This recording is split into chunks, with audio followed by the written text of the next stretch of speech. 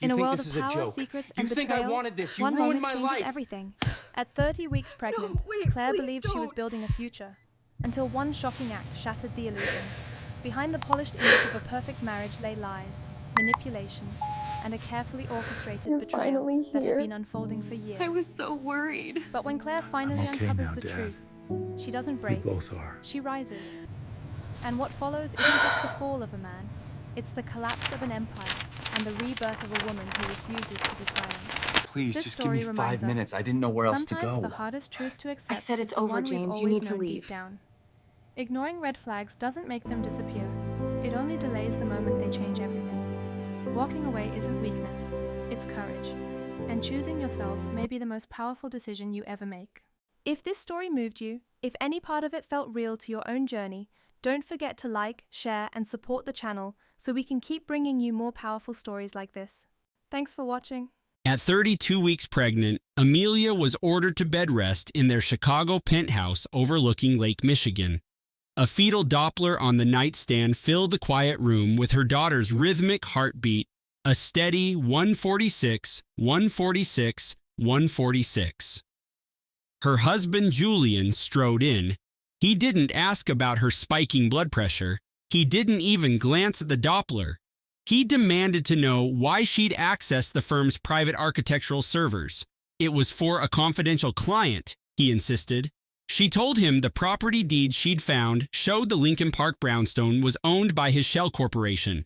He called her delusional. Then his hand sliced through the air, and the sound of his open palm striking her face echoed off the floor-to-ceiling glass, a brutal crack in the one home she had designed to be their sanctuary. She recoiled, her own hand flying to the stinging heat on her cheek. The Doppler never missed a beat. 146, 146. The constant, innocent pulse of her unborn child. Her husband smoothed the lapel of his custom suit and left. With a shaking hand, she grabbed her phone. She sent a text to her father with only 4 words. The foundation is cracked. The storm that broke in the next 48 hours wouldn't just tear apart a marriage, it would level a multi-billion-dollar real estate empire on the verge of its global expansion. Because the man who had just struck his pregnant wife had forgotten one critical, devastating fact.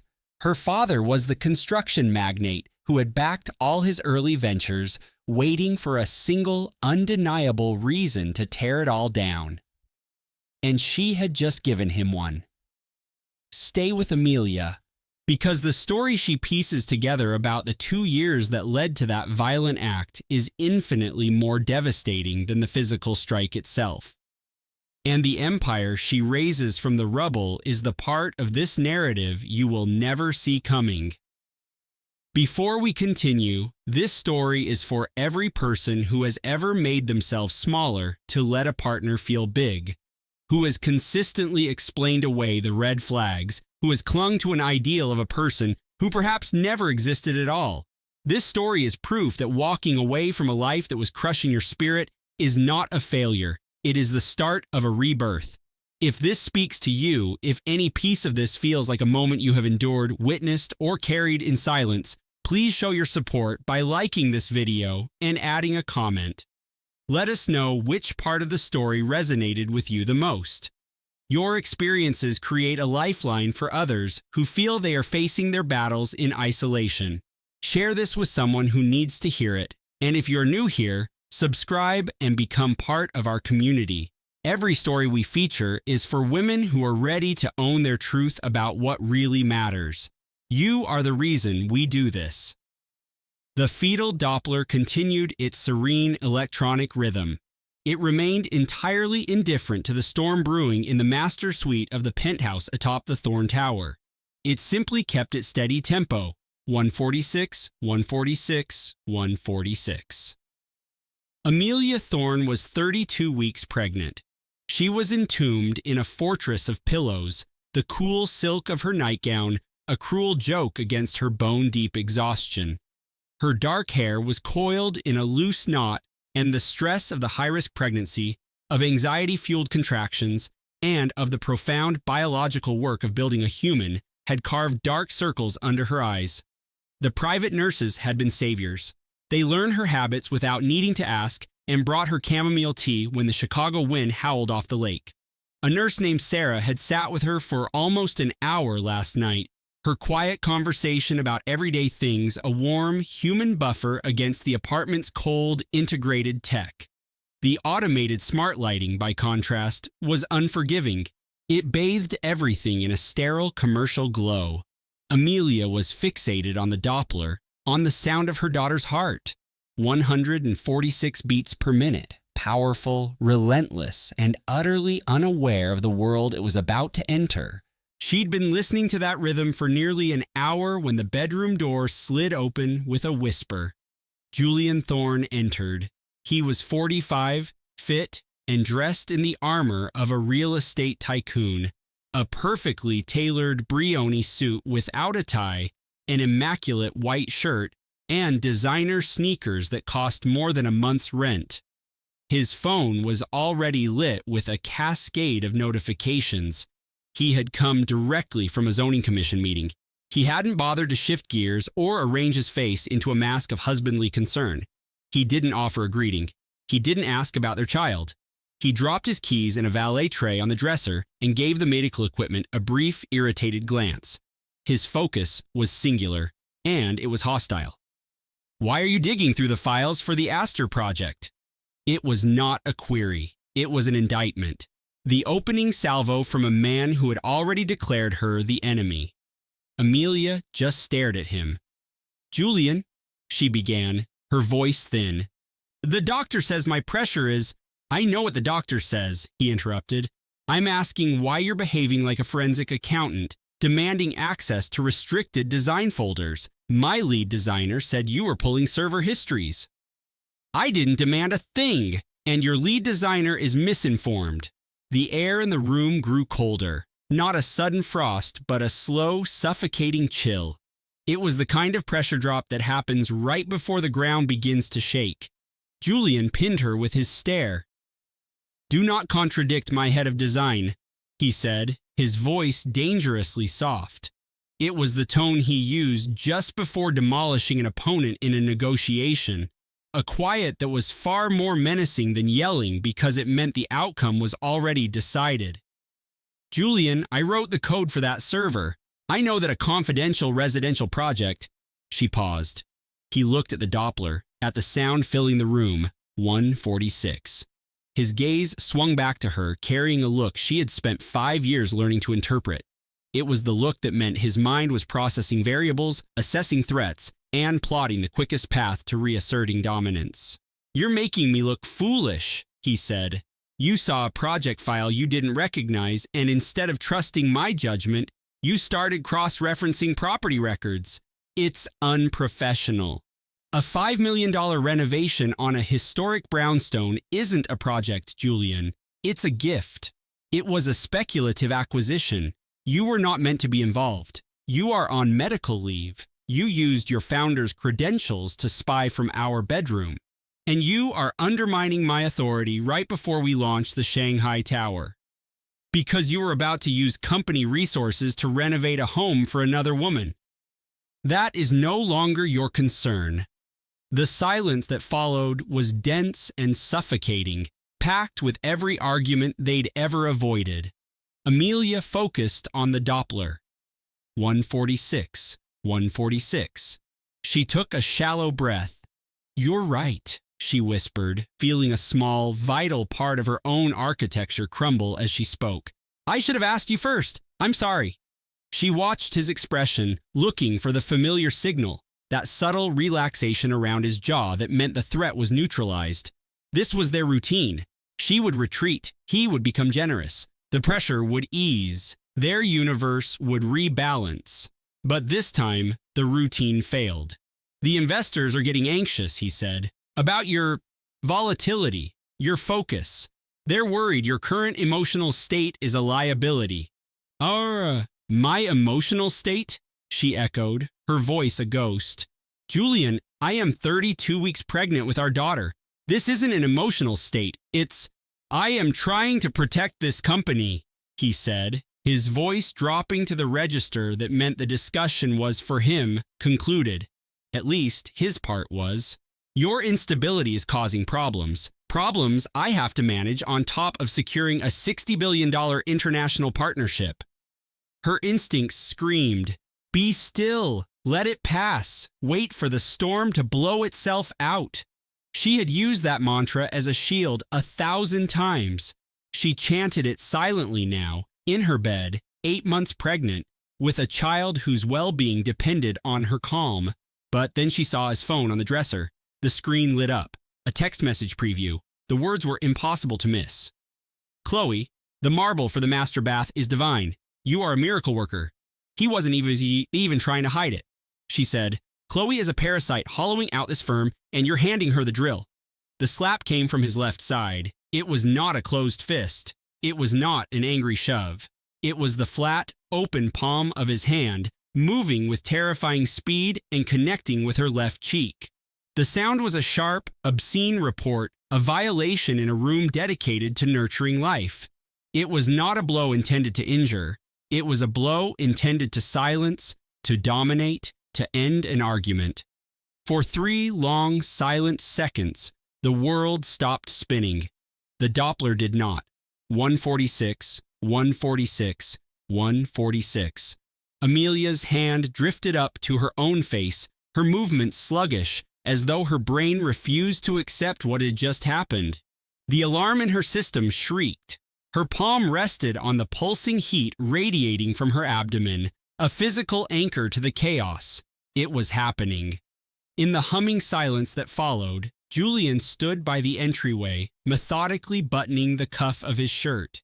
He performed the gesture with the same detached precision he used to terminate a failing project, a swift, clean, final motion. The front door opened. Isabel, her older sister, entered carrying a leather briefcase and a tablet. A partner at her firm by 35, she had spent a decade in family law. She had witnessed marriages at their most hopeful beginnings and their most brutal ends. Isabel had a terrifying knack for sensing the precise emotional fault lines in any room she entered.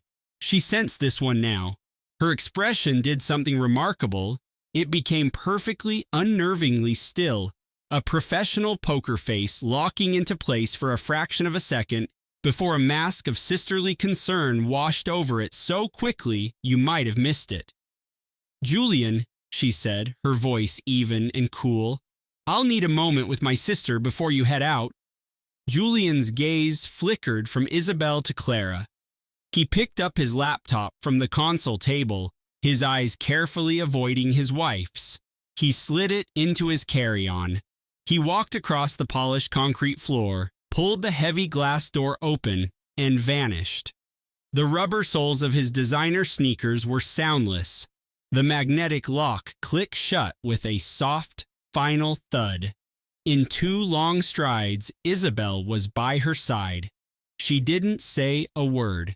She sat on the edge of the minimalist sofa, her movements calm and deliberate as she took Clara's hand, her thumb pressing gently against the racing pulse point in her wrist. She glanced at the second hand on her own smartwatch, 122 beats per minute. Far too high. Isabel looked at Clara's pale face, the frantic pulse visible in the hollow of her throat. She set her briefcase on the steel coffee table. She asked, her voice low and steady, "Clara, tell me exactly what you need from me in this moment." Clara stared past her, out at the churning gray expanse of Puget Sound. The Seattle waterfront home was silent. The city hummed 1,000 feet below. The baby gave a slow, powerful roll inside her, a blameless movement from a child unaware that his entire world had just cracked down the middle. Clara thought, "I knew." A tiny, nagging process in the back of my mind always knew the foundation was unstable. She thought, "I just didn't think this is how it would crash." She thought, "I am 7 months pregnant, in my own living room, and my husband just lied about a server emergency before leaving for a tech conference with his executive assistant." She turned to Isabel. "Call Dad," she said, her voice brittle as spun glass. "Robert Sterling, tell him Julian just violated the Series A clause." Robert Sterling had built the careers of tech billionaires, transforming a garage venture capital fund into a Silicon Valley juggernaut. He had done it over 40 years, with an uncanny ability to see the next big thing, a reputation for merciless negotiations, and the guts to fund founders everyone else called crazy. He was in the middle of a high-stakes term sheet discussion in Palo Alto, just a 90-minute flight from his daughter's house, when his private line lit up with her face. He answered before the first vibration ended. Clara spoke only 6 words. "Dad, the algorithm was a lie." Robert Sterling said, "I'm on the way." He was already on his feet. He terminated the call, slipped the encrypted phone into his jacket, gave a quiet, non-negotiable instruction to his bewildered junior partner, and walked out of the boardroom. He didn't take the main elevator, but the private one leading directly to the garage. He was at the curb as his black sedan pulled up, the driver having sensed the sheer velocity in his employer's stride. 90-minute flight, 30-minute drive. He arrived, his casual quarter-zip sweater unwrinkled, his noise-canceling earbuds still in his pocket from the flight. He let himself into the waterfront glass house with his own key code and froze.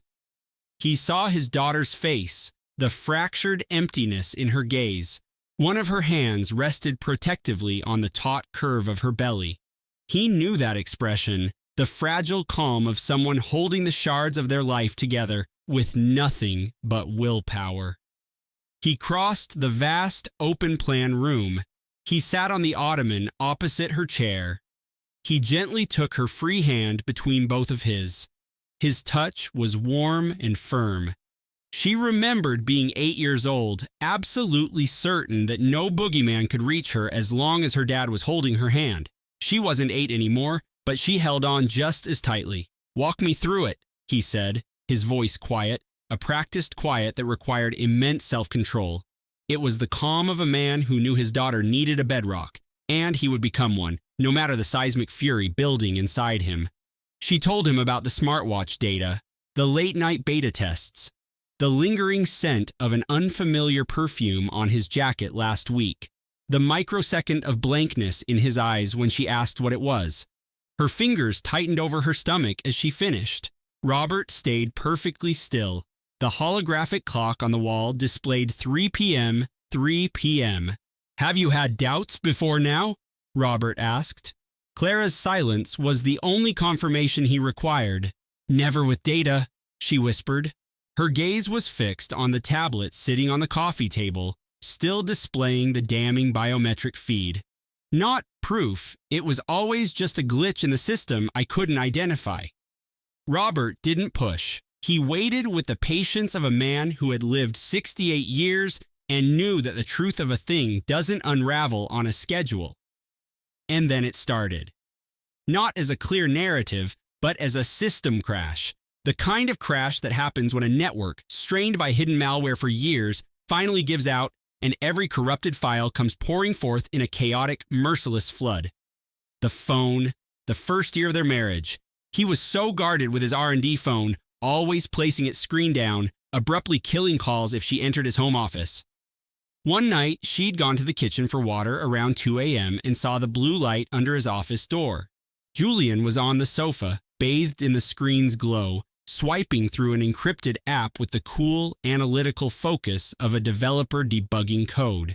He'd looked up, and their eyes locked. He felt no shame, no remorse. He had just held her gaze with that placid, unreadable expression and said, "A competitor is trying to poach our lead engineer. This is just counter-espionage," as if she were an intern. She hadn't had the language to challenge him, so she had let it go. The quiet that followed archived the incident, and they returned to their bedroom. The next day, he behaved as if the system had been rebooted. She had justified it as the brutal reality of his industry. She had told herself that she, a former software engineer, understood the astronomical pressure he was under. She had mistaken understanding his drive for giving him her trust, and she had believed that absolute trust was the core of their partnership. She had been wrong about everything. The fundraiser, 2 years in, The Pacific Science Center's annual gala, 300 of Seattle's tech elite under a constellation of projected stars. The waiters were clearing the dessert plates. As a former coder, she had made a detailed point about the ethical blind spots in algorithmic bias, a topic she cared deeply about before Julian persuaded her to run their foundation, a role he'd framed as optimizing our social impact. It now felt like a velvet prison. She had made a sharp, insightful observation. Julian had chuckled, not a private, warm chuckle, a loud, public one for the entire table. He patted her hand in a patronizing gesture and said, "Clara has her pet theories about the machine," and immediately pivoted the conversation to his company's latest patent acquisition, sidelining her as if she were a child who just recited a nursery rhyme.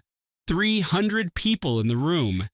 She had forced a rigid, polite smile. She had taken a slow sip of water. She did not speak about ethics again. She barely said another word all evening. The pregnancy reveal. She had designed a simple, elegant app for his tablet, and when he opened it, a progress bar loaded to 100% before revealing their baby's ultrasound photo with the caption, "Project Legacy, launching in 6 months." She had pictured the moment for weeks, buzzing with the happy, creative energy of designing the perfect surprise. He had gotten home after midnight. He saw the tablet. He opened the app. He had looked at her and said, "Neat UI. Hey, I need you to proofread the keynote for the Seoul conference." Then he kissed her on the temple and went into his office to join a video call. She had stood alone in the dark living room for a very long time, the tablet glowing on the counter. She had constructed a whole defense for him in her head. He shows love through action. He is securing our future. My hormones are making me read too much into things. He's a good man. He just shows his love differently. Ava had constructed a reality out of such flimsy excuses, living inside its walls while deliberately ignoring the tremors that threatened to bring it all down. "Dad," she began, her voice a fragile thread of sound. Henry waited, his silence a patient anchor in her storm. "I think, somewhere inside, I knew. I felt the fault line beneath my feet the whole time." She took a ragged breath. "I just thought the man I married would eventually come back to me." Henry's question was quiet, but it landed with the force of a wrecking ball. "Are you certain that man was ever truly there?" The question echoed in the cavernous, silent penthouse overlooking the San Francisco Bay. In that quiet, she understood a new, permanent silence was about to enter her life. She couldn't answer him because the truth, the one she was finally allowing to surface, was brutally simple. She didn't know. She had spent years waiting for a ghost to return, never once stopping to ask if he had been anything more than a phantom to begin with. "My God, what a fool I've been," she breathed, the confession escaping her lips. Every single red flag was there. Henry didn't offer the empty comfort that she wasn't a fool. His respect for her ran too deep to give her a lie she'd have to fight against, and he knew she lacked the strength for that battle. He simply tightened his grip on her hand. Down in the building's travertine lobby, Isabel Reed was stepping out of a town car. She fired off a terse text to her paralegal, adjusting the court schedule for a high-profile case. As the go-to divorce attorney for Silicon Valley's elite, she was an artist of tactical warfare and ironclad discretion. She noted the time, 3:42 p.m. She noted the stark urgency of the message she'd received from Marcus Thorne. "Get to the penthouse. Ava needs you." She noted the doorman's practiced deference, the way his gaze followed her to the express elevator. She recognized this address. She had reviewed the prenuptial agreement that was supposed to protect the assets tied to this very floor. This discovery was a byproduct of modern convenience, a new smart home integration system with a central wall-mounted tablet. She had been trying to sync their calendars, a simple act of domestic planning. She tucked that memory away, a piece of evidence. She tapped the icon for Cole's calendar. For a heartbeat, she just stared at the screen, her free hand resting protectively on the curve of her stomach. Then she entered her own birthday as the sync password, and a second hidden calendar populated the screen, not with board meetings and lunch appointments, but with the architecture of a life she was never meant to witness. The life Cole had been engineering in the shadows. Ava saw the last entry's timestamp. It was from 38 minutes ago. She was 34 years old, and she was about to lose a husband who was very much alive. Marcus Thorne treated every negotiation like a hostile takeover, with overwhelming force, surgical precision, and zero quarter for the opposition. He had taken his sister's call from the middle of a private equity summit. The conversation had lasted less than a minute. He walked into the Pacific Heights penthouse and froze. He took in his sister's face, ashen and eerily composed, a fragile porcelain mask she wore to hold the pieces of herself together, and the way she sat in a rocking chair in the half-finished nursery, utterly still, as if a single deep breath would shatter her into a million fragments. Marcus placed his briefcase on the floor. His voice was quiet, coiled with a cold fury he had held in check for years. "I never liked him, Ava. Not for a single day since you met him." Ava looked up, her eyes vacant. "I know. I'm done being polite about it." "I know that too," she breathed. Marcus knelt before his sister on the Persian rug, just as he had in her dorm room at Stanford 14 years ago when they were 20, and betrayals of this scale were the stuff of dramatic films. He didn't embrace her, not right away. He just remained there, a solid, unyielding presence against the swirling chaos. After a moment, Ava leaned forward, letting her forehead rest on his shoulder. The ship's chronometer on the mantel chimed 5 bells. Across the city, in his glass-walled office overlooking the bay, Cole Harrison ended his call. He scrolled through his contacts and selected a name. The line connected instantly. "Ethan," Cole said. His tone had shifted. It wasn't angry. It was heavy, like forged metal, cooling after the fire. Colder, unbreakable. "Cancel your afternoon. I need you at my office, now. The main boardroom. And when you arrive, bring the complete file on the initial incorporation of Harrison Analytics. Every single page." Ethan Croft, his general counsel, asked, "What level of crisis are we managing?" "He built a shadow life behind my sister's back. She's 35 weeks pregnant." A heavy silence hung on the line for the span of 2 heartbeats. "I'm 15 minutes away," Isabel said. "And Marcus?" "Yes?" "I'm alerting my forensic accounting team, just to have the ammunition ready." Marcus exhaled a breath that was equal parts sorrow and icy resolve. "Good," he said. He hung up. He stood in the penthouse, the ambient sounds of the city he was systematically conquering seeping through the windows, the distant moan of a foghorn, the clang of a cable car, all of it fading into the background behind one sharp, singular focus. The low drone of the building's air filtration and the soft tick of the chronometer felt deafening, and she allowed herself 60 seconds. She let the fury crest, a searing wave of heat she knew her brother could not stand to see. Then she contained it, smoothed the front of her cashmere dress, and walked back out to the main salon. Isabel Reed arrived in under 20 minutes. She was 68 years old, with her white hair styled in a severe, impeccable cut, and she carried herself with the calm authority of a woman who had spent 4 decades dismantling the empires of the Bay Area's most powerful men, understanding that true power never needs to raise its voice. She set her slim briefcase on the marble table and placed a single file beside it. She shared a glance with Marcus that conveyed a long and brutal history of shared victories. Then she addressed Ava with the warm, precise compassion of someone who had known her since she was a girl and had no intention of treating this as just another retainer. She did not open the file immediately. "Before we dive into strategy," she said, her voice steady, "I need you to walk me through exactly what you found on that tablet." Marcus had phoned her an hour ago, his voice a low, controlled tremor of rage after Ava had revealed what she had stumbled upon that afternoon. She had found it so innocently, with no intention of prying. She was trying to sync their calendars on the new smart home hub the installers had just finished setting up, a simple task to streamline their lives. That's when she saw it. A secondary calendar named Project Phoenix, which populated alongside his public one. He'd told her it was a passion project, a solo venture. Curious, she had tapped it. It wasn't password protected. Isabel opened her file. It was not a solo venture. It was a new AI startup, a new company he was launching in Singapore. The one he'd been so cagey about, the project that demanded all those late-night coding sessions that kept him at the office. It was a series of pitch decks and financial projections for a new data analytics firm, a vision so ambitious and futuristic it felt, for the first time in her marriage, like a world where she had no place. The incorporation documents had been filed 3 weeks ago. The co-founder listed was not her.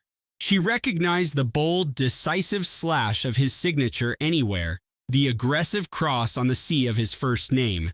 Beside it, an elegant C and V, Chloe Vance, his name, printed with absolute certainty on the charter for a company he had described as his legacy. She remembered the gravity in his voice when he'd used that word. The second trimester had brought a welcome surge of energy, a feeling she'd almost forgotten. Arthur had spread a sheaf of papers across their polished concrete countertop, next to the Pellegrino she was now constantly sipping. He'd said their art advisor found a rare opportunity to acquire a small impressionist collection. He'd waved it off as a simple portfolio diversification to minimize their tax exposure. He'd called it routine paperwork. She had put her pen where his finger rested. She had trusted him. The ID, her lawyer said gently, is for the Isabella Dubois Collective. The documents you signed didn't acquire art. They authorized the liquidation of your entire premarital modern art portfolio to fund it. Upon the filing of any separation agreement, she went on, her eyes fixed on the page, it triggers a clause that transfers his controlling interest in Vance Gallery to this new entity. It also approves the sale of all joint real estate holdings to provide its operating capital, leaving you with what the document terms a 7-year spousal partnership dividend. She stated the sum. Chloe felt nothing.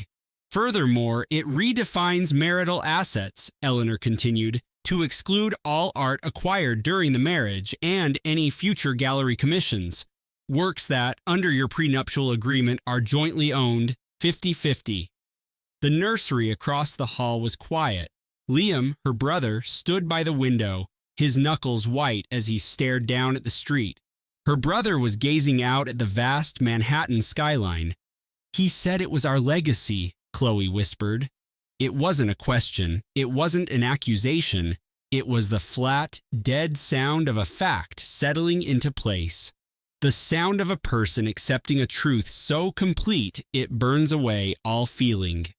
The chronology of the wire transfers, Eleanor said, which my forensic accountant found just this afternoon, when cross-referenced with the collective's incorporation date, paints a very clear picture. This was a methodical financial and personal exit strategy, fully orchestrated. He said it was our legacy, Chloe repeated. Her voice was the same low volume, but now it had a new, harder quality, like marble. Eleanor said, the silver lining is, his arrogance made him sloppy. You signed that asset transfer under the pretense that it was a routine insurance update. His claim that it was for your fine art insurer is a provable falsehood. I confirmed with your broker less than an hour ago. He knows nothing about any such transfer. He was never consulted. She let that sink in. Moreover, your brother's original agreement when he established your trust stipulates that my initial endowment to create Chloe's art portfolio was secured with a personal guarantee from Arthur against his entire personal and business net worth, her brother said, his back still to the room. That guarantee is non-negotiable. I'm aware, Eleanor confirmed. What do you want to do? A court order effective immediately to freeze every last asset. His gallery, his personal accounts, the joint holdings, everything. And I need Chloe's official consent to file. Both the lawyer and her brother turned to look at her. She was holding her phone, looking at a candid photo of her and Arthur at a gallery opening, a night when she had felt like his partner, his muse, his confidant. A night when she had worked the room with all her might, trying to be the perfect wife, who was a credit to her husband's grand designs. She switched the screen off. "You have it," she said. Eleanor gave a single, sharp nod. She snapped her briefcase shut. She moved toward the door. "Eleanor," Chloe said. The lawyer stopped. "The gallery, the money, the other woman." She took a deep, steadying breath. "How long was he doing this?" Eleanor was silent for a moment. "Judging by the metadata on the forged documents from his server," she said, "the initial file was created at least a year ago." Chloe nodded once. The lawyer left. Liam waited until he heard the front door click shut, then spoke. His voice lower than she'd ever heard it. Every word spoken with deliberate clarity. "Chloe, I know," she answered. I need to be sure that you know that I know, Liam." Her brother Liam crossed the loft and wrapped his arms around her, holding her tightly without saying anything else, because there was nothing left to say, and he knew it. Her mother came away from the tall windows. She sat on the edge of the sofa and rested a hand on Chloe's shoulder. The three of them stayed like that as the city began to light up outside, and the fading light threw long shadows across the wide plank floors. Chloe's gaze drifted to the swatch of Robin's egg blue paint on the coffee table for the nursery. A year, she thought. A full year of shared meals, of planning a room for their baby, of building a life with a man who was simultaneously engineering a different future without her in it. A year she spent thinking they were a single unit, while he was quietly interviewing her replacement. A year of her ignoring her own intuition, of making herself smaller, more agreeable, telling herself it was just what it meant to be supportive. I curated my personality for him, she thought. For 5 years, I made myself less complicated, less demanding, more easily pleased, and I told myself that was love. It was not love. It was a complete and total erasure. I helped him write me out of my own story, and I called it being a good wife. This was not a collapse into heartbreak. She could distinguish the urge for self-blame from the cold, hard data. In the past hour, she had moved to the side of pure data, and she intended to build her new life there. The baby stirred inside her, a slow, determined shift that felt like a quiet confirmation. Asterisk. We are still functioning. We too are still present. Chloe laid a hand on her stomach. I know, she whispered. We are going to be all right. She didn't know if that was true, but she said it aloud anyway, with the conviction that some futures have to be spoken first before they can become real, before they could be built. For the next 5 minutes, the penthouse was hers alone. Her father, Daniel, had gone into the study with her brother. A housekeeper had come in and removed a tray of untouched food. Dr. Miller had checked the baby's heartbeat with a small monitor, offered a comforting nod, and left with the calm, unreadable expression of a professional who notices everything and comments on nothing. The room grew still. The digital clock on the cable box marked the time in silence. The city provided a low hum, the distant horn of a boat on the river, the siren of an ambulance many blocks away, the muffled sound of a conference call taking place down the hall. She would not let herself think about lawyers. She would not let herself plan her next move. She simply sat with the new information, completely still, the way a person has to stop moving to finally understand where they are. She watched her baby's heartbeat flicker on the handheld screen. 152. Strong, persistent, a life entirely her own. Miles away, in his office with a view of the entire park, Arthur Vance's phone started to buzz and did not stop. The first message was from his head of digital security. Asterisk Arthur, call me immediately. We have a security breach on the collections provenance database. The second was from the director of a museum they were courting. The third was from the same director, this time marked urgent. The fourth was not a message. It was a push notification from an art industry publication, a headline that was just background chatter until it was suddenly the most important sentence in the world. Asterisk Crestwood, Financial dissolves Vance Gallery partnership, citing fundamental breach of trust. Statement by Liam Crestwood. Arthur read it. He read it a second time. He called security. "They're revoking our access to the digital vault," his man said, his voice tight. "Someone is executing the emergency override on the authentication records for the whole modern collection, and at the same time, the money?" Arthur interrupted. The security head told him the amount. A 3-second silence stretched across the line. 3 seconds was an incredibly long time for Arthur Vance to say nothing. He said, "Have the car at the front entrance." He got from his Midtown gallery to their Soho penthouse in just under 30 minutes. He had used the drive to recalibrate. It was a skill he had perfected over 2 decades of charming, wealthy patrons. The swift analysis of a catastrophe, the identification of what leverage remained, and the adoption of the perfect emotional tone for whomever he was about to face. He also made a mental note to wipe his laptop's browser history. The soft leather of the private elevator was cool against his back as he rode up to their floor, his phone in his palm, his other hand flexing and unflexing as he scanned his partner's increasingly panicked messages about the Crestwood withdrawal. He put the phone away as the doors slid open. He walked down the hallway with the calm, assured pace of a man who was absolutely certain that any story could be rewritten if one simply told it with enough conviction. He had not anticipated finding Marcus Thorne in the great room. Cole paused at the threshold, surveying the tableau. Ethan, his own lawyer, standing by the panoramic windows, a polished black tablet in his hand. Marcus in a wingback chair next to Ava's, and Ava herself, buffered by velvet pillows, her hands cupping her belly with a calm he hadn't witnessed in their 5 years together. He looked down at his own empty hands. He entered the room, set his briefcase near the door, and chose to stand opposite the fireplace. Sitting down would be a concession, an acceptance that the new balance of power in the room was fixed. "Marcus," he started, his voice radiating the patient warmth of a man arriving to sort out a simple misunderstanding. "Isabel, I'm glad you're both here. I was just heading home.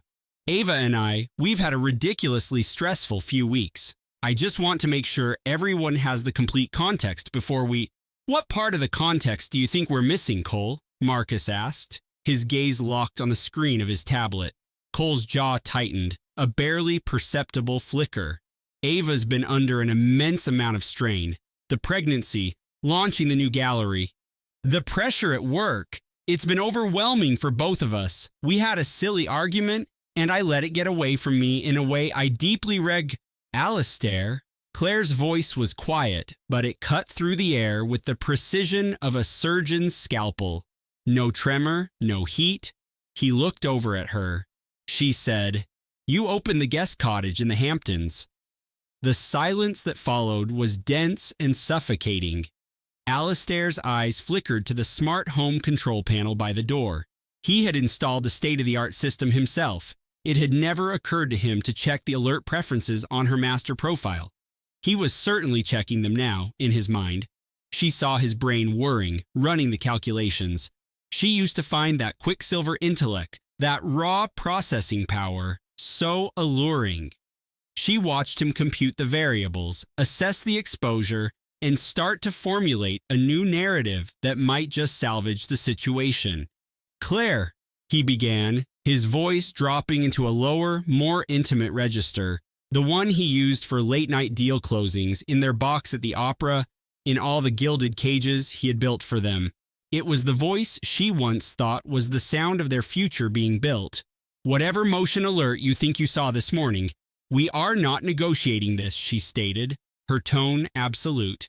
He stopped cold. "Not for another second," she added. "Ever." In 8 years, she had never spoken to him with such unshakable finality. Saying the words cost her a universe of pain, but the moment they left her lips, a small, essential piece of her own foundation settled back into place, solid and immovable, and hers alone. Her father stood up. Robert Sterling was not a tall man, but he carried the immense, quiet gravity of a Wall Street institution. When Robert Sterling looked at you, you felt the entire weight of the market. "Here is the new protocol," Robert said, using the same calm, direct tone he used to announce quarterly earnings. Our lawyers filed an emergency petition 90 minutes ago to freeze all marital assets. The bank records are quite clear. You will vacate this apartment. You will have no further contact with Claire, direct or otherwise. All future correspondence will be handled by Mr. Davies's firm. Alistair started to say, "That is a complete overreaction." Furthermore, Robert continued, Sterling and Company is officially invoking the morality clause in our partnership agreement and withdrawing all financing for the Finch Tower development, effective immediately. The funding agreement is now null and void. A courier is delivering the official notice to your office as we speak. A tremor passed through Alistair's expression, not panic. Alistair Finch didn't do panic, but a profound system error, a fatal crash that went far deeper than the first. It was one that corrupted the operating system of his entire empire. The financing, the personal integrity provision his own legal team had waved off as standard boilerplate. The clause that had, 5 years ago, felt like the ultimate seal of approval from his future father-in-law, a symbol of two great New York dynasties merging. He finally understood it for what it had always been, a platinum leash held by an exceedingly patient man. "You can't," Alistair said. "The partnership agreement has no provision for a unilateral—" "The agreement, Mr." Davies said, looking up from his tablet for the first time, "contains a key person clause tied to any executive action that could cause reputational or financial harm to the project. When a managing partner wires a sum in excess of $1 million from a project's capital account to a shell corporation for the purpose of furnishing a private condominium for a junior architect on his staff, with every transaction recorded immutably on the bank's ledger, our legal counsel is quite certain this constitutes a flagrant violation of said clause." A moment of stillness filled the room. "Our team is ready to proceed with litigation immediately," Davies added. Alistair's gaze was locked on Claire. She met his stare, her own expression a mask of calm.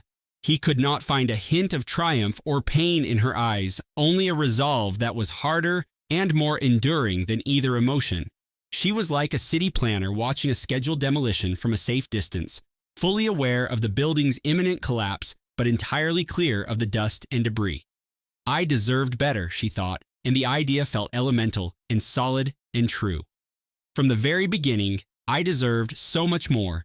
"This is a mistake you will regret for the rest of your life," Alistair hissed. She replied, "My life has had its share of mistakes. This won't be one of them." He turned on his heel and walked out.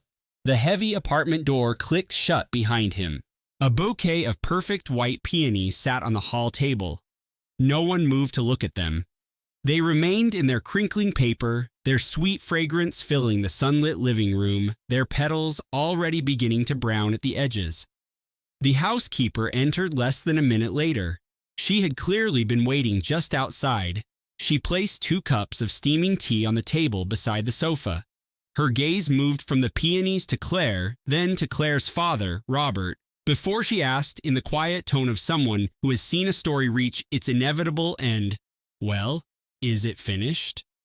Claire looked at her father, then at Davies, who was already speaking quietly into his phone in the corner, and finally back at the housekeeper. She said, "It's finished." And for the first time since that morning, a feeling other than icy dread began to spread through her. It was a faint, steady warmth starting deep inside her that seemed to beat in time with the quiet pulse of her unborn child. It belonged only to her. The housekeeper handed her a cup. The tea was a strong Earl Grey, steeped a little too long, with a bit less milk than she preferred. Claire said nothing. She wrapped her hands around the warm ceramic, letting the heat sink into her bones. In a parking garage downtown, Alistair Finch was already on a call. "What's the exposure?" Alistair demanded. His COO. "You," David answered. "The contractors at the Hudson Yards site are threatening to walk, and Blackstone just put the secondary financing tranche on indefinite hold. The fallout is spreading faster than—" "Kill the landmark library deal," Alistair interrupted. The city council will hear the whispers. They'll use it as an excuse to block the zoning variance. Just kill it, David. There was a beat of silence. I'll handle it, David said. He ended the call. He sat in his parked car in the corporate garage, staring at a concrete pillar, thinking about 15 years of loyal service, about every last-minute reservation he had secured, every private jet he had chartered, and every expense he had approved without question because it was not his place to ask. He put the car in gear. He had a 5-alarm corporate fire to contain. Alistair Finch didn't trade in emotions. He traded in leverage. He had built Finch Holdings over 20 years on 2 core principles: see the value where no one else does, and have the guts to act before the market realizes you were right. He could outnegotiate any rival and close a deal with a speed that left competitors stunned. His entire kingdom was built on that razor's edge. By the time Alistair's town car reached the glass and steel headquarters of Finch Holdings, Sterling and Company had already issued an official statement to the Wall Street Journal. It spoke of a fundamental breach of fiduciary duty and a material violation of the venture's ethical covenants. 2 of Robert's most ruthless attorneys had spent the last 4 hours drafting the language. It was precise, it was factual, it made no mention of an affair or a secret condominium. It didn't have to. The market would connect the dots. The security filing Claire had seen was, of course, a private matter, but the sudden evaporation of a 10-figure investment from one of the city's most anticipated new developments was a material event that required immediate public disclosure. A senior business reporter at the New York Times saw the SEC filing notification at 2:45 p.m. She was very, very good at her job. She made 4 calls. She confirmed 2 key details off the record and attributed the rest to a highly placed but anonymous source. 1,200 words. Clinical. Brutal. By 4:30 p.m., it was the lead story on the Times website. By 5, it was being dissected on CNBC. By 6, it had racked up 100,000 page views. Alistair's communications team issued a response at 5:50. This is a malicious corporate maneuver by a competitor who is exploiting a private family matter for financial gain. The statement was reported everywhere. The phrase private family matter, however, deployed while the expectant mother was confined to a perinatal special care unit, hooked up to a fetal stress monitor, completely missed the mark. By 10 p.m., the news had generated over 300,000 hits online. Clara was discharged at 3 o'clock. The premature contractions had ceased. Dr. Anya Sharma reviewed the monitor's data, pointing to the alarming spikes over the last 72 hours and noting the subsequent calm. In the precise, sterile language of a medical chart, she identified the cause of improvement as the removal of a significant environmental agitator. Standing at the door of Suite 9C, she took Clara's hand in hers. "You call me," she said, her voice firm but kind, "for whatever you or this baby might need. I mean that." Clara squeezed her hand, trying to find the words to express her overwhelming gratitude, but none came. She gave a small, almost imperceptible nod. Dr. Sharma understood perfectly. Robert drove her to the Davenport family's sprawling Atherton estate, the home where she'd spent her childhood. As they turned onto the private road, she saw it. The familiar, modern security gate, the towering redwoods her mother had campaigned to preserve, and the soft light from the study windows pushing back against the advancing coastal fog. She sat quietly in the passenger seat of her father's electric sedan. For 5 full minutes after her father powered down the car, she remained in that passenger seat. She felt utterly unable to make herself get out. It wasn't fear, nor was it hesitation. It was the profound certainty that the house beyond the gate represented her life as it was before, and the instant she crossed its threshold, she would enter the world that came after. She just needed a few more moments in the quiet void between those 2 states of being. Robert sat with her. He didn't speak or check his phone. He simply shared the space with her in the gathering dusk of the Silicon Valley driveway, the same way he had been with her through every other challenging moment of her life, a quiet, solid, and unwavering presence. After 5 minutes, she finally reached for the door. Eleanor Davenport was waiting for them inside the soaring entryway. At 65, her silver hair cut into an elegant style, she had the unmistakable poise of a woman who, after 4 decades with Robert Davenport, could diagnose a catastrophe with a single look. She took one look at her daughter's face and simply held out her arms. The embrace was immediate, silent, and all-encompassing. Her mother smelled of jasmine and old books, and underneath it all was the unique scent that had always been home. Clara buried her face in her mother's silk shawl and allowed herself, finally, to completely unravel.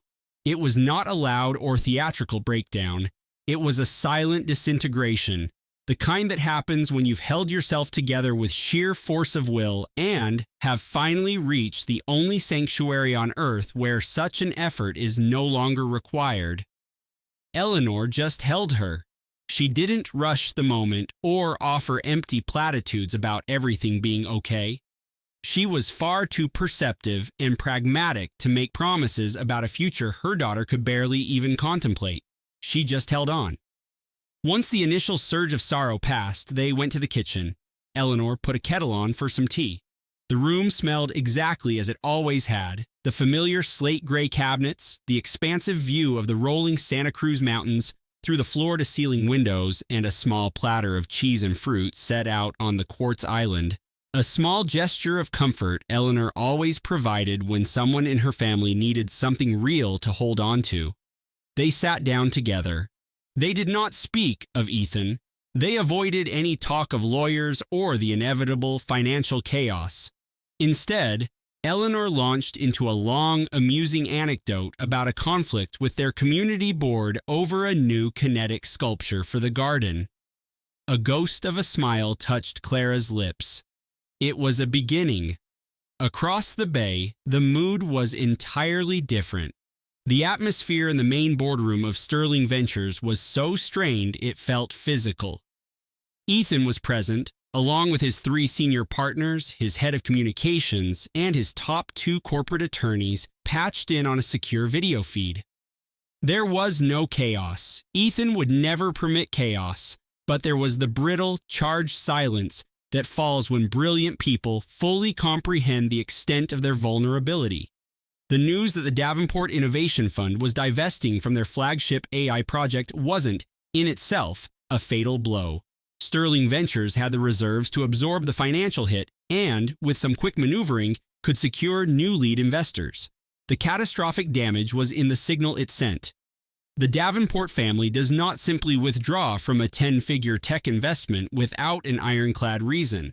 That was a law of nature in the insular world of Silicon Valley venture capital. When Robert Davenport sent a terse message citing a fundamental crisis of confidence in executive leadership to dissolve their joint venture, other limited partners started to make inquiries. They weren't panicking. They were seasoned professionals who knew that Robert Davenport's judgment had been flawless for 40 years. Inquiries led to questions, and questions led to formal reviews. By 9 o'clock that evening, both a major university endowment and a powerful Japanese tech conglomerate had announced they were pausing all future capital commitments to Sterling Ventures. By 10, the industry newsletters were on fire with speculation. Mark, Ethan's oldest partner, stood at the panoramic window that overlooked the glittering lights of the Bay Bridge. He thought of the 20 years he and Ethan had spent building the firm from nothing. He thought of all the board meetings where Ethan had casually dismissed one of Clara's brilliant suggestions on user experience, only to repackage the idea as his own at a pitch the following week. He thought of the countless subtle ways a person can systematically diminish their own partner in public. He replayed every instance where he'd told himself it wasn't his place to interfere. Turning away from the city's skyline, he spoke into the tense silence.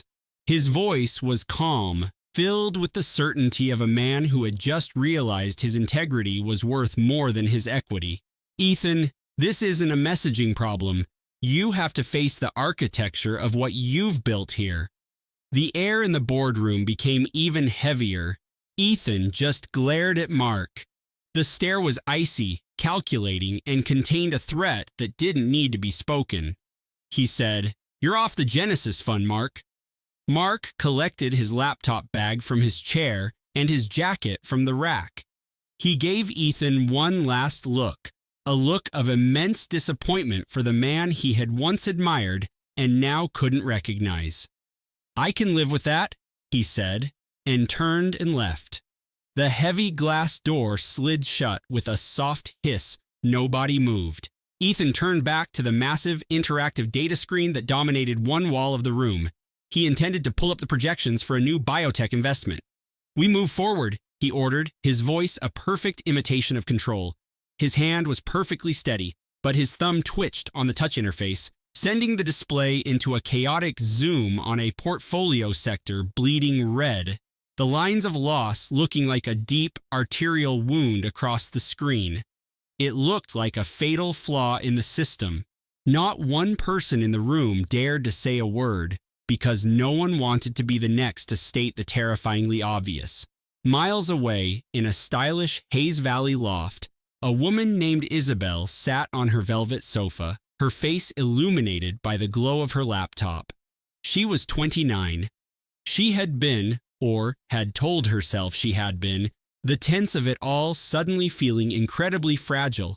Ethan Sterling's partner for 2 years. She knew he was married when they first met. He had laid it all out on their third date with a detached logic that had sounded so sophisticated and practical.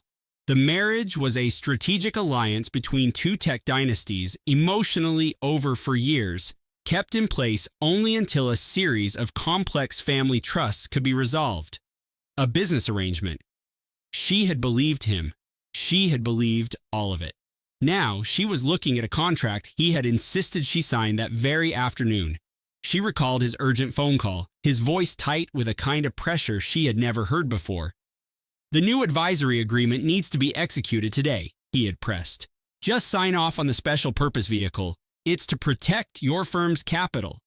A new legal structure, he'd called it, a necessary firewall to shield her public relations firm from the fallout of his contentious family settlement.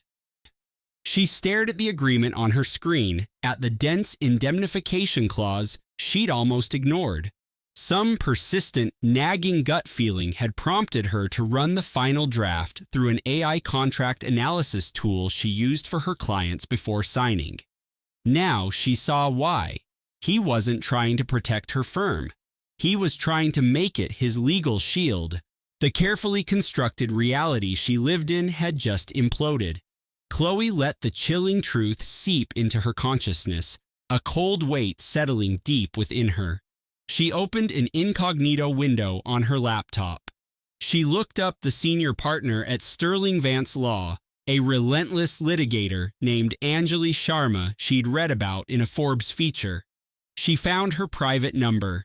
Chloe's finger hesitated over the screen for what felt like an eternity before she finally pressed the icon. Anjali Sharma answered at 10:15 that night. She was at home, of course, because Anjali was never truly off the clock when a major case was brewing. She listened intently, never once interrupting. She asked only 2 pointed questions. She thanked Avery, confirmed she'd done the right thing, and promised to be in contact by 9 a.m. the following morning. Anjali then dialed Michael. Michael called Chloe. Chloe was staying at her family's cliffside home in Sausalito in a study she'd adored since childhood. It had the same deep ocean blue walls she had insisted were too dark as a teenager, a shade she now found incredibly soothing. She had slept a profound and mercifully empty sleep from midnight until 8. She had been certain she would lie awake all night, her thoughts a tangled storm of anxiety. But her body had taken over, an animal instinct seeking refuge from a coming hurricane. She was curled up on the window seat, watching the dawn illuminate the gray fog blanketing the San Francisco Bay, when her brother's call came through. Her mother was already outside in her terraced garden, meticulously tending to her succulents with the fierce concentration of someone imposing order on a chaotic world. "That data strategist Avery, she reached out to Anjali last night," Michael said, his voice flat. Chloe absorbed the information. What did she want? Chloe asked. To help, he replied after a beat. Tell me everything, she said. And this was what Avery had discovered, never fully understanding the monstrous mosaic she was piecing together. 18 months of a covert and systematically documented operation. Encrypted server directories for a clandestine initiative codenamed Project Nightingale, which was, in reality, an elaborate scheme to build a damning psychological profile of her. There was a data forensics timeline detailing a planned clone of her personal cloud storage, scheduled to complete the profile 1 week before her baby was due. Encrypted emails between Ethan and his personal attorney from over a year ago, refining the precise legal terminology that would frame Chloe's desire for privacy during her pregnancy as a pattern of narcissistic withdrawal and emotional instability. And there were archived messages from a private platform where Ethan outlined his strategy to sue for sole custody, asserting that her erratic commitment to her freelance design projects made her an unfit mother. He had been engineering her downfall before their daughter was even conceived. Anjali Sharma conveyed the details to Chloe over the phone. She recited the facts in a calm, neutral tone, devoid of any emotional color, because she understood that what Chloe needed above all else was the hard, undeniable truth. When she finished, Chloe was quiet for a very long time. She gazed out at the garden, at her mother's gloved hands moving with delicate purpose among the drought-resistant plants, caring for what was tangible and alive. Finally, she asked, "Is she safe?" "The strategist, Avery." Anjali said, "We've already implemented measures to ensure her security. She is not in danger." Chloe gave a tiny, slow nod, a gesture for herself alone. "He must have convinced her our marriage was just a strategic partnership," she said quietly, less a question than a statement, that he was just waiting for the opportune moment to exit. "That aligns with the narrative he would have crafted," Anjali confirmed. She paused. "She also asked me to convey her profound regret." Chloe clutched the phone, the silence stretching between Sausalito and the city. The crisp scent of salt and eucalyptus from the bay, the soft Northern California light, her mother's hand now resting on her shoulder from the open doorway. "Tell her I received her message," Chloe said at last, her voice shockingly firm. "And please let her know. I'm grateful." After hanging up, she stayed in the study, the morning sun casting long shadows across the floorboards. She allowed the strange leaden weight of the situation to settle over her. The very woman who had been an instrument in the demolition of her life was now, of her own volition, handing her the blueprint to escape. It was a brutal lesson in how salvation can emerge from the most poisoned source. She walked back into her childhood home, into a kitchen fragrant with brewing coffee and the quiet hum of her father tinkering in his workshop. Chloe sat at the old wooden table overlooking the fog-draped hills of San Francisco, where each Victorian house seemed newly painted by the mist. The fog was starting to break, letting slivers of pale sunlight through. She considered what she wanted, not as a strategy, not as a desperate reaction, but what she, Chloe, fundamentally desired, the way a person does when they finally stop trying to shape their own soul into a form someone else will approve of. She wanted her daughter to be safe. She wanted her to know, from her very first breath, what a foundation of peace felt like. She wanted her room to be painted the color of the sky over the Golden Gate Bridge just after sunset. She wanted to hear her brother Michael's booming laugh over a family dinner. She wanted Sunday morning dim sum with her parents, coffee that was always perfectly strong, and the familiar, comforting clang of the cable car a few blocks away from a home that was hers alone. She wanted to reconnect with the woman she was before Ethan, the graphic designer who had fierce opinions about typography, who defended them with passion, and who never once checked her husband's face for permission after she spoke. She knew that person was still there, waiting. She had been quiet for too long. She decided it was time to be heard again. She took a sip of her coffee. That afternoon, Ethan ignored the lawyer's directive to cease contact. He called her cell phone at 11:14. She watched his name light up the screen and let the call go to voicemail. He called again at 11:19. She hit the silence button. At 11:22, a text appeared. "Chloe, we can't let them do this to us. This is about our family. Please, call me." She took a screenshot and forwarded it to Michael. Then she placed her phone screen down on the marble island and went outside into the garden to find her mother. Michael called back 40 minutes later. His voice had a certain quality she was beginning to recognize. The unmistakable sound of a predator who had just seen its prey walk directly into a trap. "He's completely exposed himself, Chloe," the lawyer said, her voice crisp. "For the first time since this ordeal began, we are setting the pace." Chloe absorbed the word "we." She held on to it. "Explain the next move," she said. "First thing in the morning," the lawyer replied, "I have a conference call with the independent partners at the Innovate Dynamics design firm." 3 days later, the executive partners of Innovate Dynamics held an emergency meeting. Ethan arrived at 7:58 for the 8 o'clock session, moving with the cool assurance he brought to any high-stakes negotiation. He was a study in calculated minimalism, projecting an air of total command that had been honed over a career of always being the most formidable mind in any room. He carried a single sleek tablet and wore a bespoke charcoal jacket, the one he put on for days when the world needed to be reshaped to his specifications. He'd run on 4 hours of sleep, but looked as if he'd had a full 8.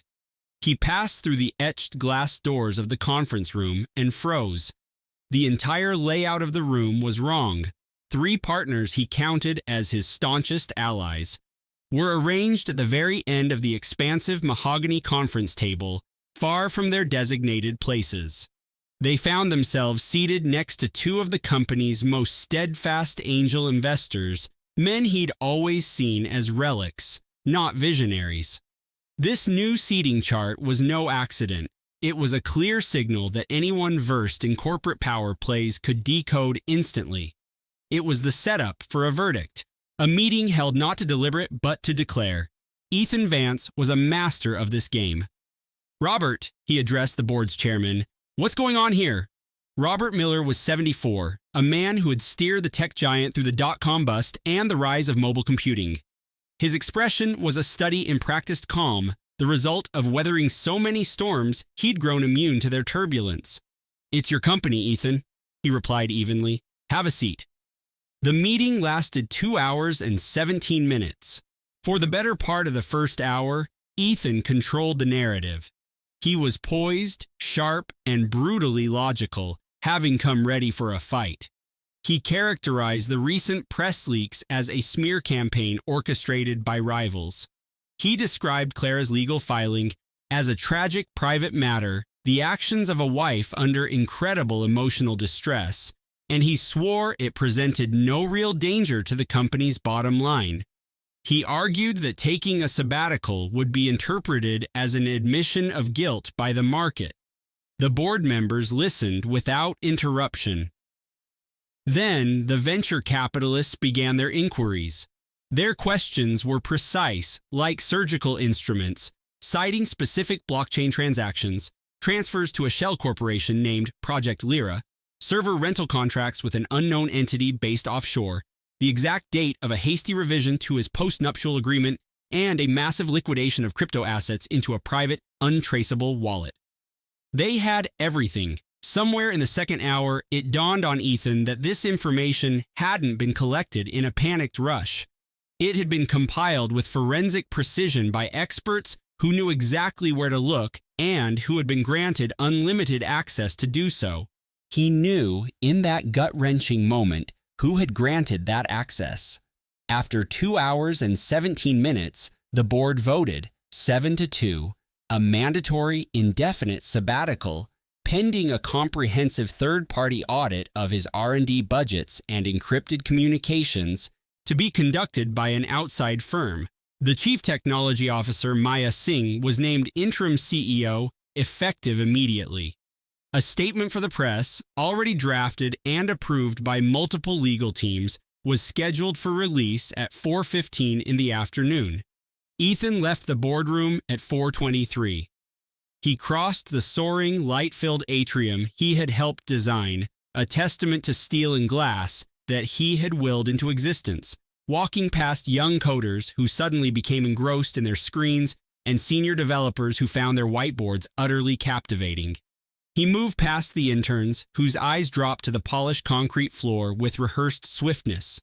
He took the executive elevator down 52 floors, strode through the minimalist lobby, and was pushed by the revolving doors onto a rain-slicked Seattle street.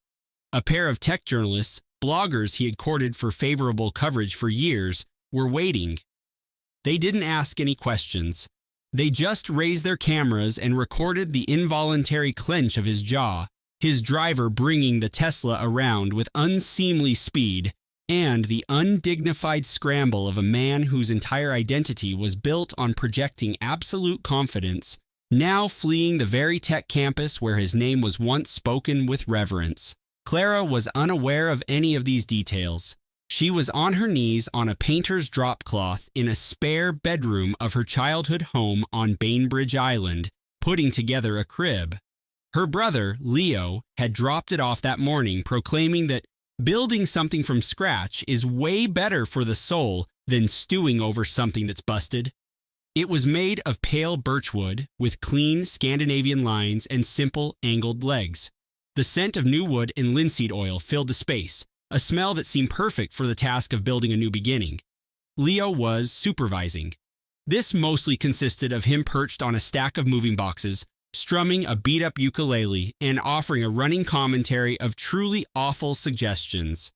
He had just finished a song about the deeply spiritual journey of a wood screw when he tried to assure Clara that a key structural brace was merely for show.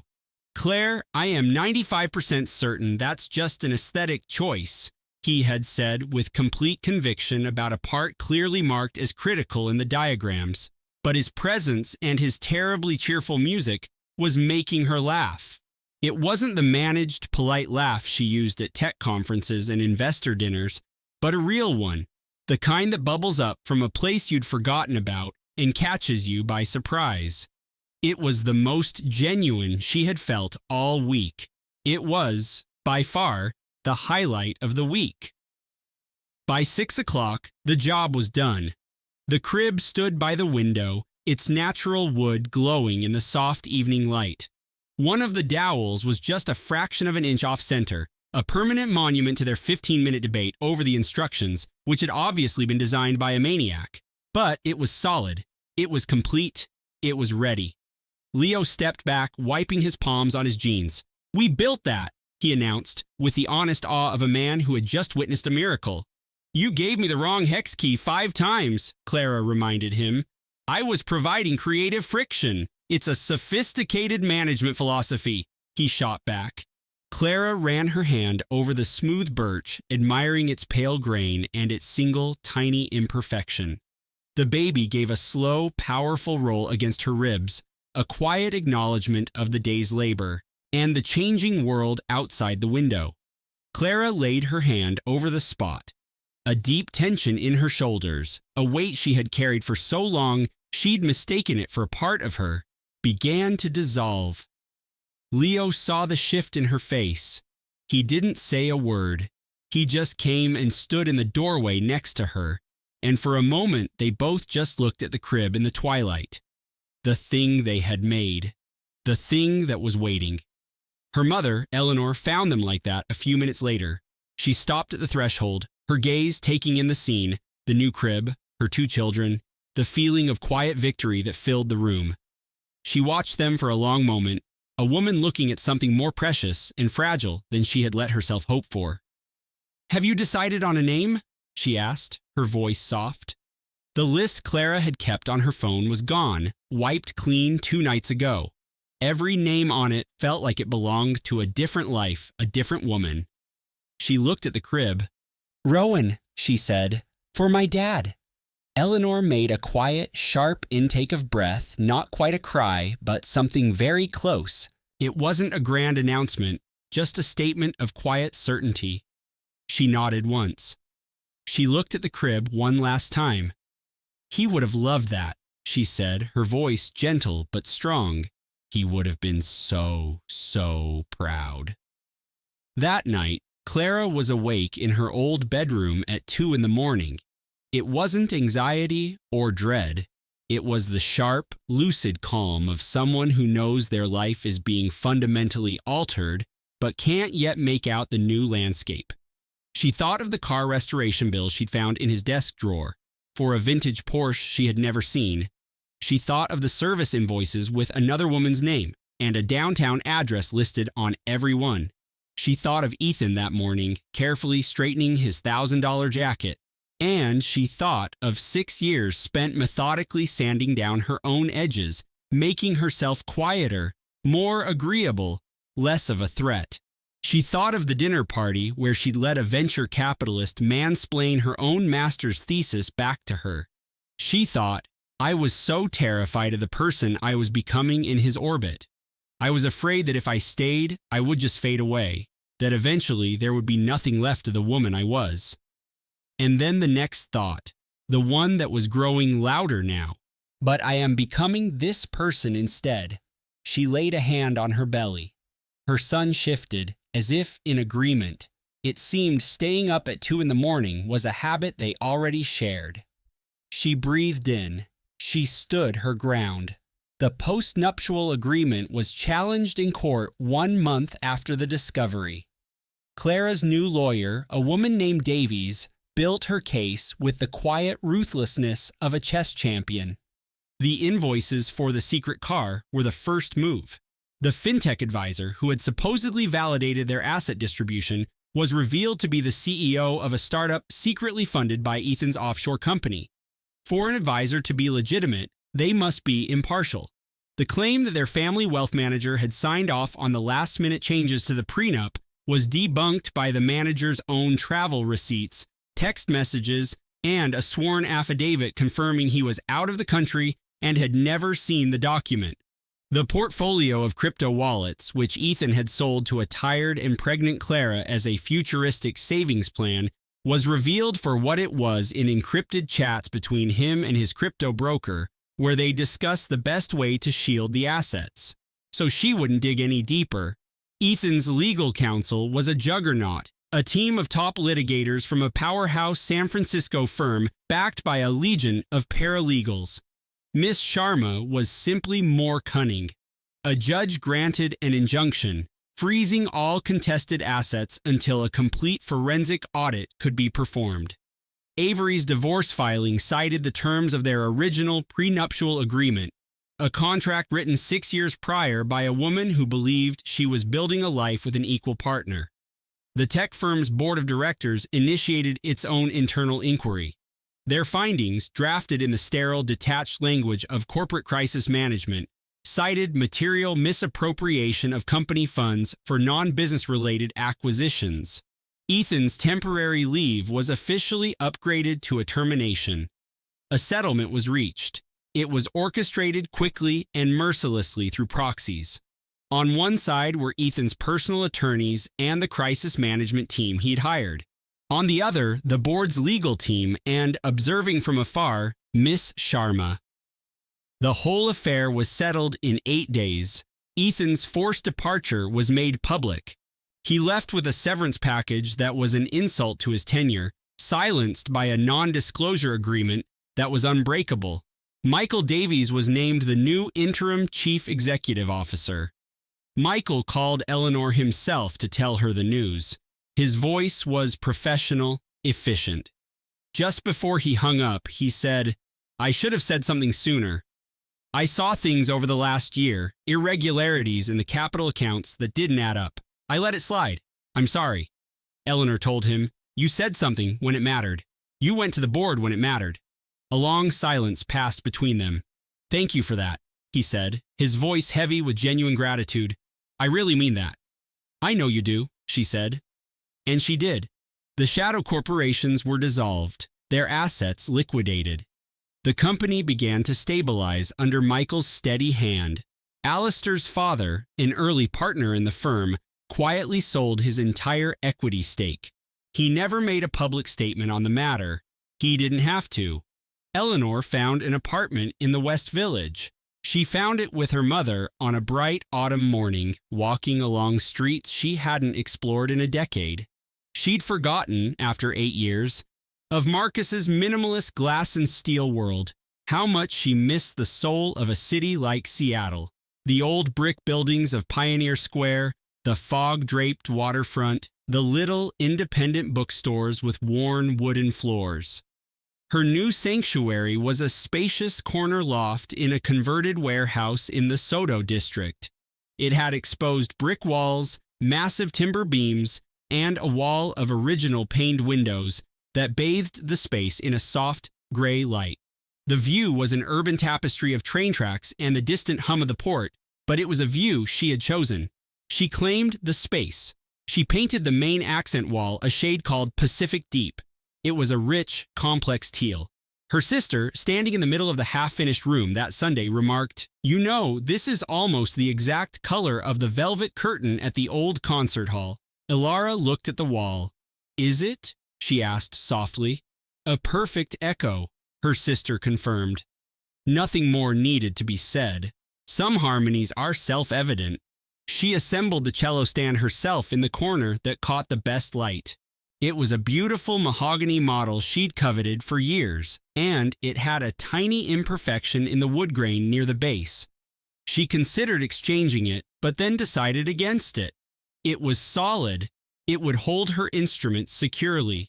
She was embracing a new principle: to stop chasing a flawless performance in moments that were already beautiful. She found a reading chair for the opposite corner, a vintage leather wingback that was perfectly worn in. She angled it toward the window to watch the ships glide across the Sound.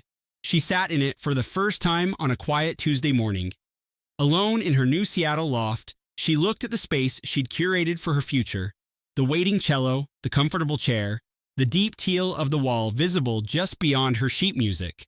The faint, melancholic sound of a distant foghorn drifted up from the water, a low, steady note.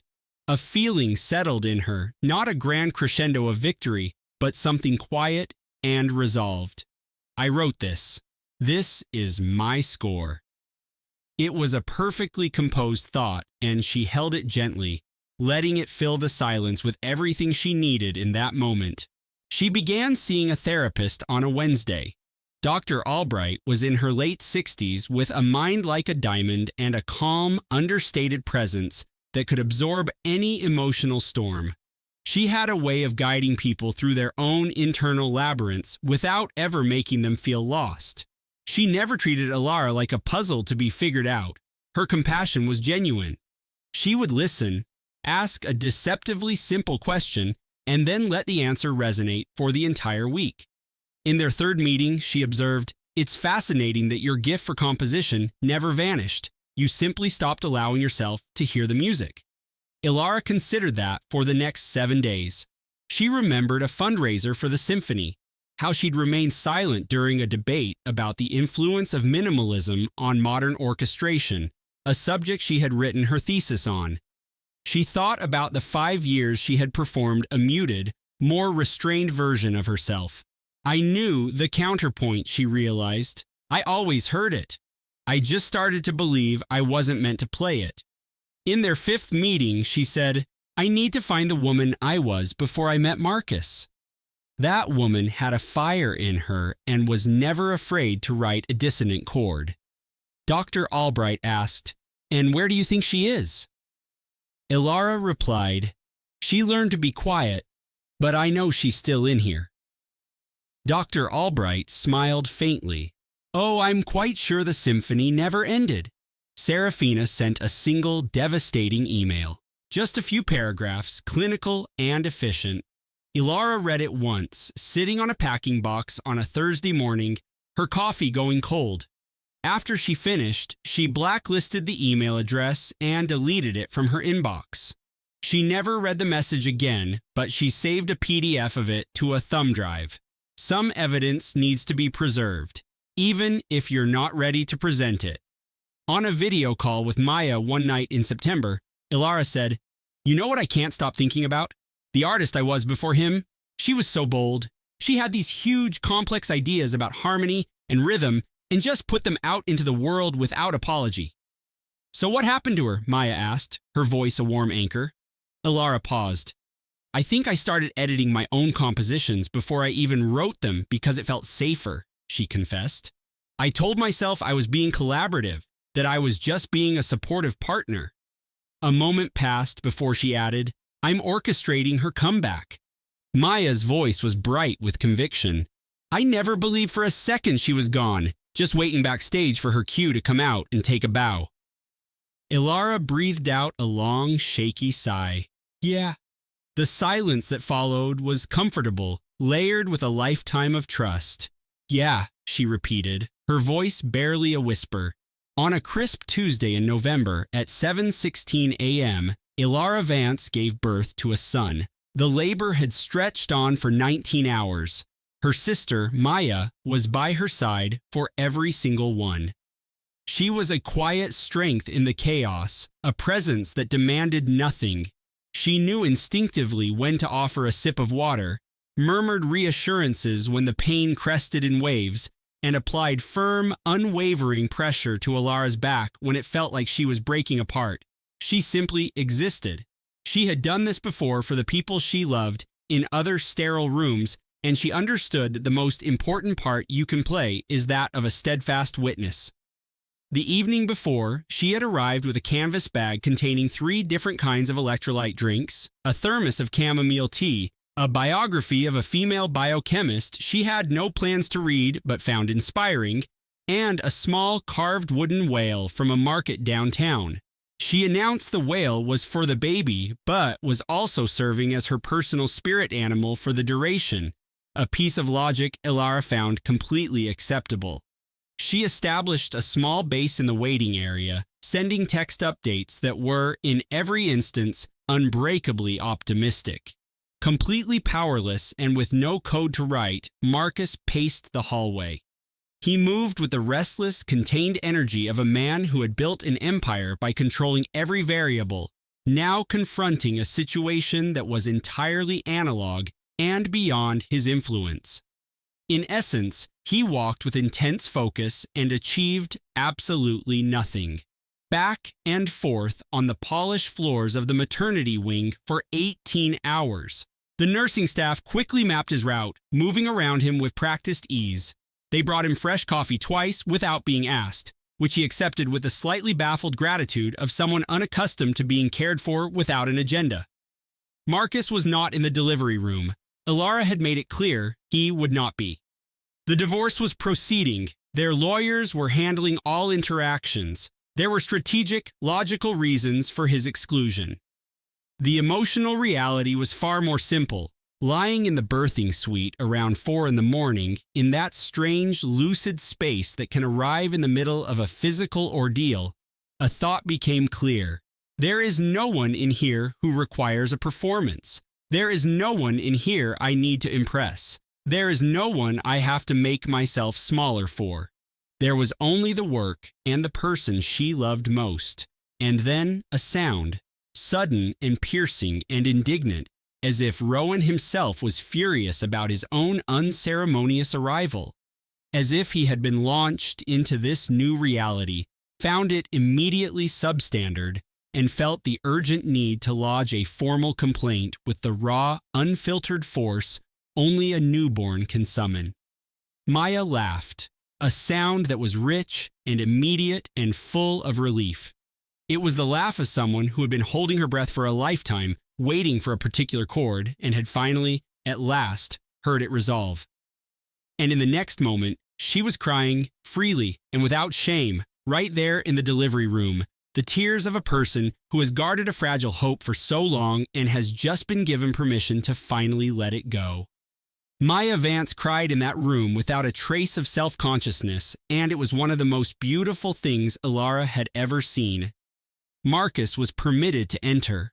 He stood by the bed staring at his son, so small, so red, and so deeply unimpressed with his recent journey from one place to another, a critique he was delivering with a relentless, full-throated cry.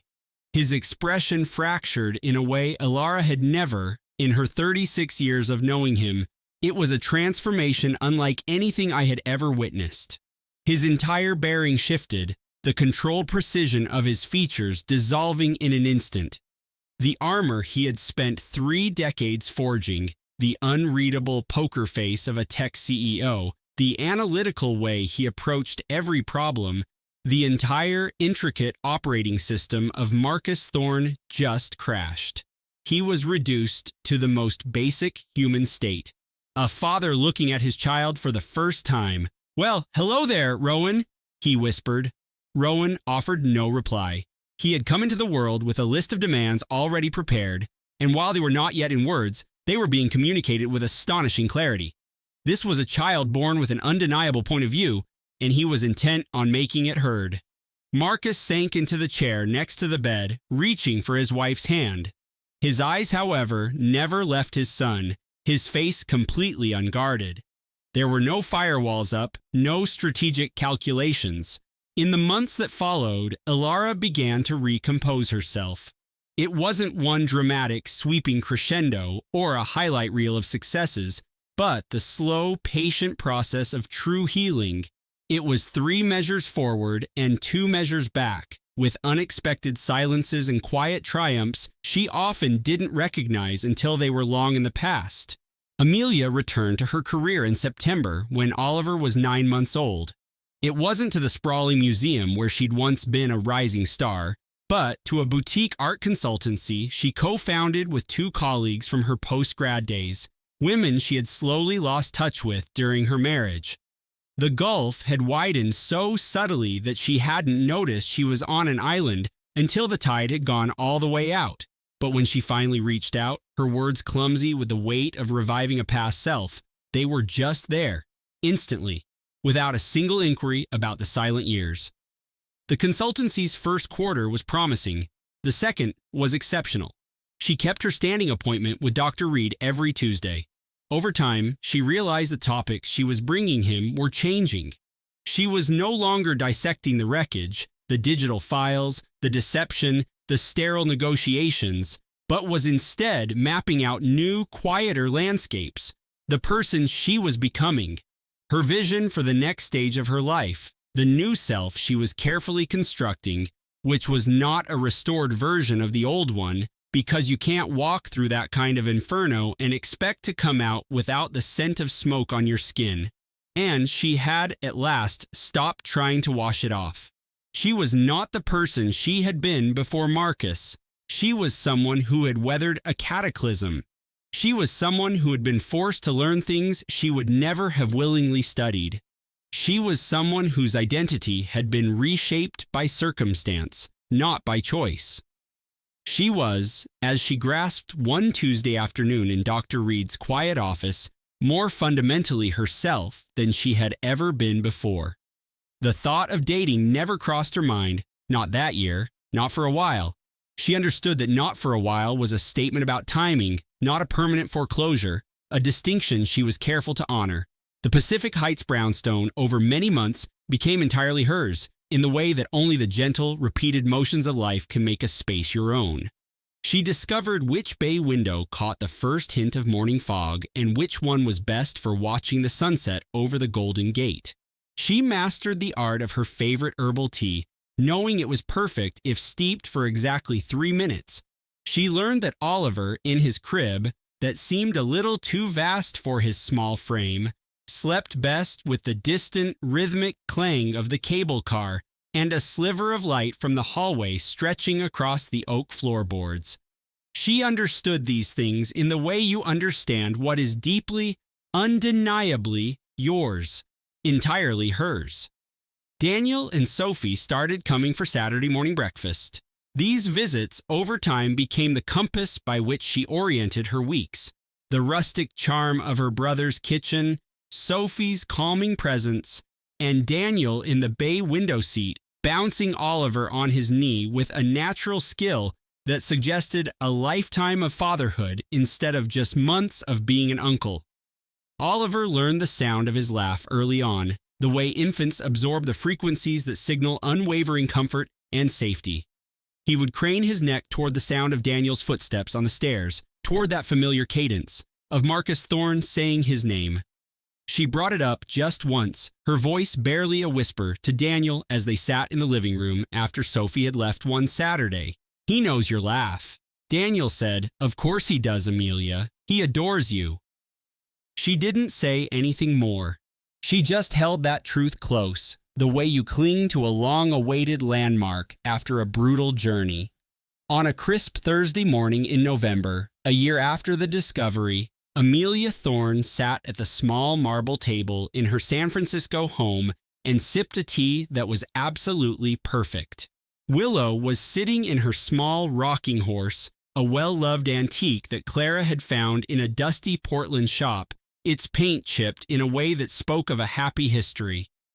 She had committed herself that autumn to finding beauty in things with a story, things that weren't perfect. Her daughter was focused on a single page of a worn-out picture book, her brow furrowed with the seriousness of a scholar deciphering an ancient text. The soft gray light of a Pacific Northwest morning filtered through the bay window. It spilled into the room, catching the deep forest green of the feature wall behind the bookshelf, making it feel like a secret, cozy corner of the woods. It was a peaceful light, the kind of light Clara had taught herself to pause and be grateful for. It was a conscious act, a decision to find grace in the ordinary moments, a quiet rebellion. Her phone lay face down on the kitchen island. She hadn't glanced at it. For the first half hour of her day, a personal record that would have been unthinkable for the last 3 years, it remained untouched. She hadn't felt that frantic urge to check it, that 4-step nervous tick of unlock, refresh, lock again, praying for a message from a man who treated attention like a currency, keeping her always guessing, always wanting. She hadn't checked it at all. It was just an object on the island, silent and dark. Willow finally looked up from her book. Her gaze met her mother's. She had her father's eyes, Marcus Thorne's eyes, the color of polished steel on a cloudy day.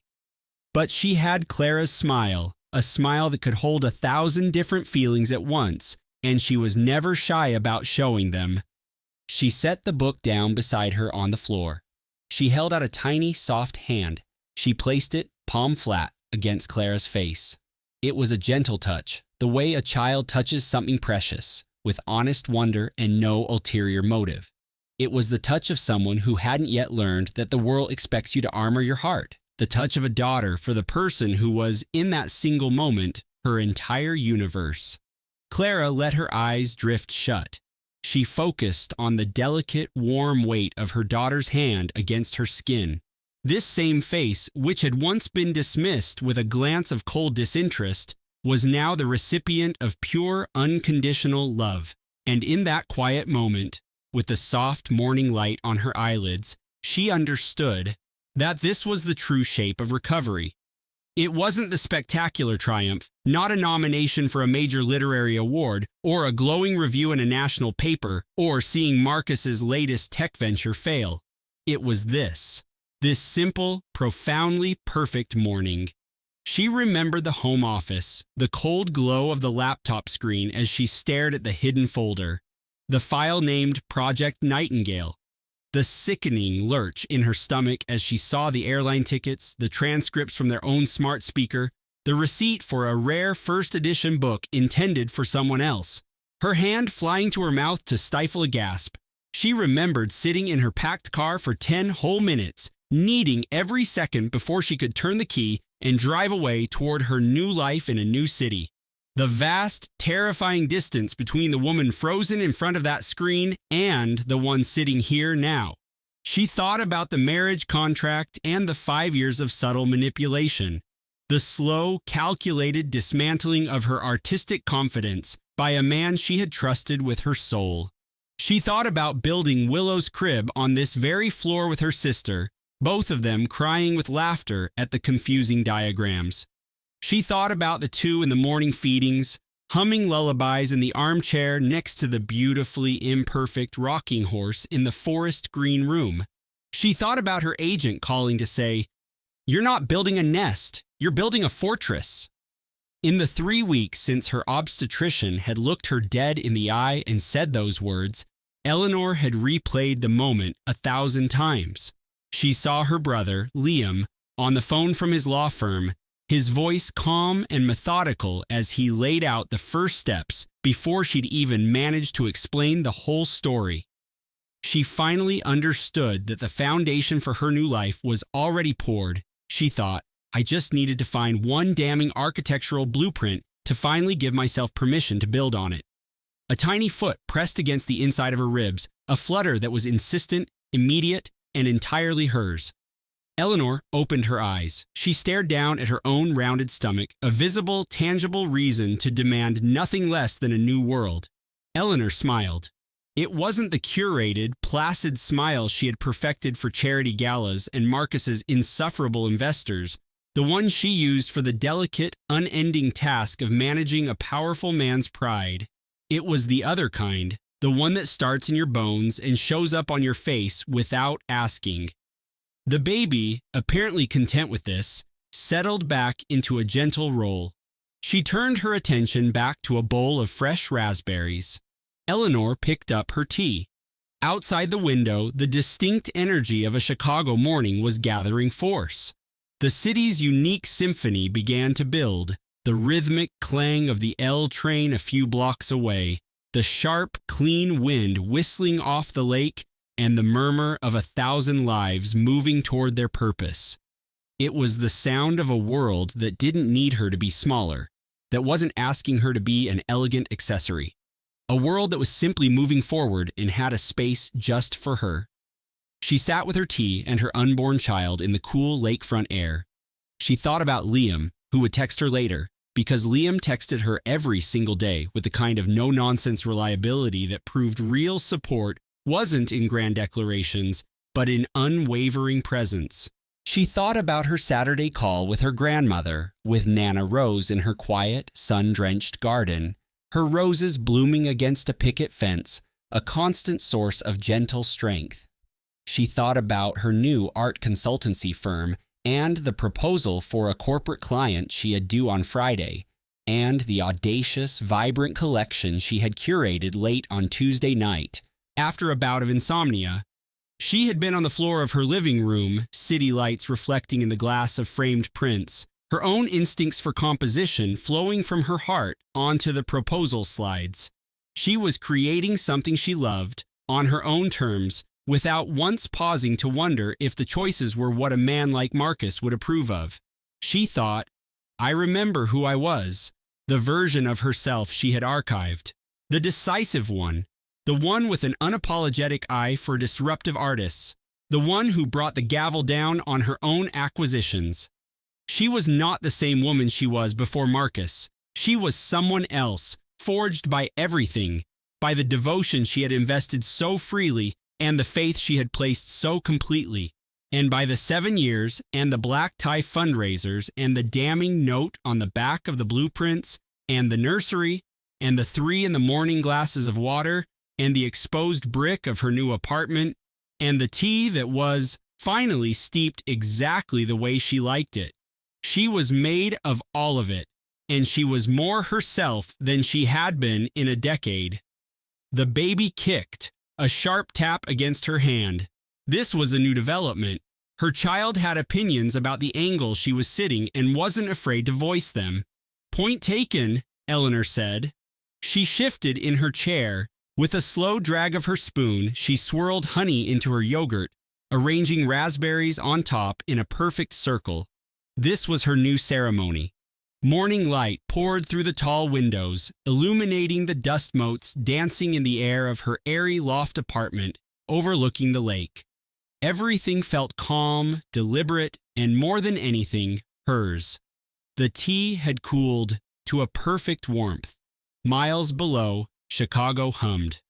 Eleanor rested a hand on her belly, feeling the strong, definite kick from within.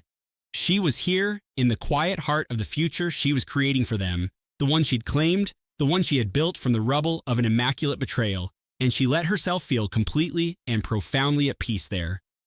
A real new start, she now knew, was nothing like the stories they tell. It wasn't one explosive cinematic scene.